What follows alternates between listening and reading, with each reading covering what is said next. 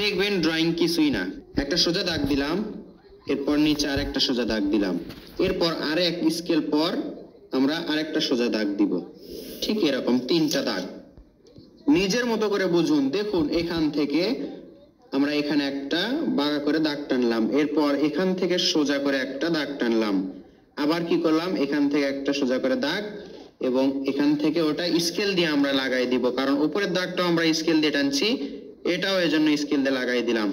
কি কি খেয়াল করতে পারছেন, এখানে কি বুঝতে পারছেন? দেখুন একটা ঘরের শেপ হয়ে গেল। কৌশল কিন্তু সহজ কৌশল। সোজা একটা দাগ, এখানে একটা সোজা দাগ, এটার সাথে এটা লেগে দিলাম, সোজা 2টা নিচের দিকে দাগ দিলাম, এটার সাথে এটা লেগে দিলাম, এটার সাথে এটা লেগে দিলাম, আবার এখান থেকে একটা সোজা দাগ, এদিকে একটা, এদিকে, এই তো সুন্দর জানালা হলো। এর মাঝে একটা দাগ দিব, এর মাঝে আরেকটা দাগ দিলাম, সুন্দর একটা ঘর হয়ে গেল। দেখতে পাচ্ছেন কত সহজ কৌশলে একটা সুন্দর ঘর আঁকলাম। এরপর যে মাঝের যে দাগটা দেখতে পাচ্ছেন এইভাবে সুন্দর করে ঘুরাতে হবে। দেখুন এইভাবে সুন্দর করে ঘুরাতে ঘুরাতে এটার সাথে চালার সাথে লেগে দিব। আরেকটা কাজ করতে হবে, সেটা হচ্ছে এইভাবে উপর দিকে তুলে ঘুরে একটা সুন্দর অর্ধবৃত্ত করতে হবে। এটা কি হলো? এটা হচ্ছে সূর্য, আর এটা অলরেডি এটা পার হয়েই আছে। এখন আমরা পারে 2-1টা এইভাবে ঘাস আঁকবো। এখানে ঘাস আঁকলাম, এখানে এবং এখানে। দেখুন সুন্দর একটা গোছালো গ্রামের দৃশ্য, একটি ঘর সহ। নদীর এখান থেকে পার থেকে এভাবে ভাঁজ করে দিব এসের মতো করে, এরপর এদিকে আরেকটা ভাঁজ করব। তাহলে দেখুন এখানে পারে একটা রাস্তা। আরেকটা কাজ করতে পারি আমরা, সেটা হচ্ছে এখান থেকে এইভাবে একটা তুলে দিব, এখান থেকে এইভাবে, আর এটা এভাবে লাগাই দিব। এই তো এখানে আমরা ঘুরে ঘুরে কি হচ্ছে বুঝতে পাচ্ছেন, সুন্দর একটি গাছ।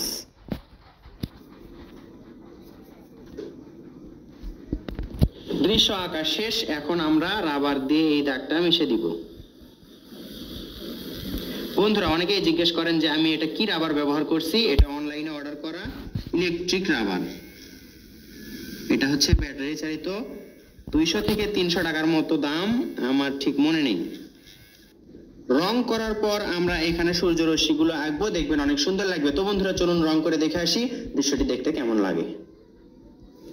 রং করব আমরা প্যাস্টেল রং দিয়ে। দেখতে পাচ্ছেন আমরা গাছের উপর দিকে হালকা সবুজ রং করছি। এই হালকা সবুজ রংটা আর কোথায় কোথায় ব্যবহার হবে একেবারে আমরা করে নিব। এখন হচ্ছে দূরে যে গাছপালা তার উপর দিকে হালকা রং, এরপর আবার এখানে নিচে যেগুলো ঘাস দেখতে পাচ্ছি তার উপরে এই হালকা সবুজ রং। হালকা সবুজ রঙের কাজ শেষ। এখন আমরা গাঢ় সবুজ রং, দেখতে পাচ্ছেন গাছের নিচের অংশে যে পাতাগুলো আছে সেগুলোতে করছি। নিচের দিকে গাঢ় থাকবে, উপর দিকে হালকা। এই দূরে যে গাছপালা সেগুলোর নিচেও আমরা সবুজ রং করছি, গাঢ় সবুজ রং। এই ঘাসের নিচেও সবুজ রঙের কাজ শেষ। এরপর আমরা সূর্যতে করছি কমলা রং। কমলা রঙের কাজ আর কোথায় কোথায় আছে আমরা সেগুলোতে করে নিব। ঘরের চালার নিচের অংশে নিচের দিকে আমরা কমলা রং করে নিব। এরপর আমরা এই কমলা রংটাই আবার ঘরের দরজায় করে নিব। তাহলে কমলা রঙের কাজ শেষ। এখন আমরা লাল রং নিয়ে জানালার উপরের অংশে এবং ঘরের এই নিচের অংশে করব। এখন গোলাপি রং নিয়ে এটার সাথে মিলে দিব, এটাতেও করব। দেখবেন দেখতে অনেক সুন্দর লাগবে। একটু দ্রুত দেখার কারণে ভিডিওতে কাঁপাকাঁপি হচ্ছে, ভিডিওটি কাঁপছে। উপর দিকে হলুদ রং, এখানে সূর্যতে হলুদ রং দিয়ে এভাবে টেনে টেনে দিব। এখানে কাঠালি রং, এখানে বলতে পারেন এটা হচ্ছে কাঁচা হলুদ রঙের মতো, একবার হলুদ না কিন্তু। এক পাশে গাঢ় খয়েরি রং, গাঢ় খয়েরি রং দিয়ে দেখিয়ে দিচ্ছি। নিচের দিকে আমরা সবুজ রং করব, গাঢ় সবুজ রংটা নিচের দিকে করব। করার পর উপর দিকে আবার আমরা হালকা সবুজ রং করব। দেখুন এরকম করে আপনারা রং করলে, ধাপে ধাপে রং করলে তাহলে সহজে রং করতে পারবেন। দেখতে পাচ্ছেন এখানে কিন্তু বেশি রঙের ব্যবহার নেই, হালকা সবুজ রংটা আমরা করলাম, সুন্দর লাগছে কিন্তু। এরপর আমরা হালকা নীল রং মানে আকাশি রংটা নদীতে করব, পুরো নদীতে হালকা করে করব, একেবারে গাঢ় করব না কিন্তু। এরপর এই রংটাই আবার আকাশে হালকা করে করব, টেনে টেনে দিব যেন সফট হয়, সুন্দর লাগছে।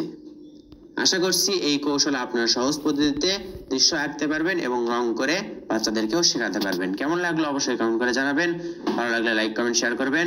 ধন্যবাদ সবাইকে, আসসালামু আলাইকুম।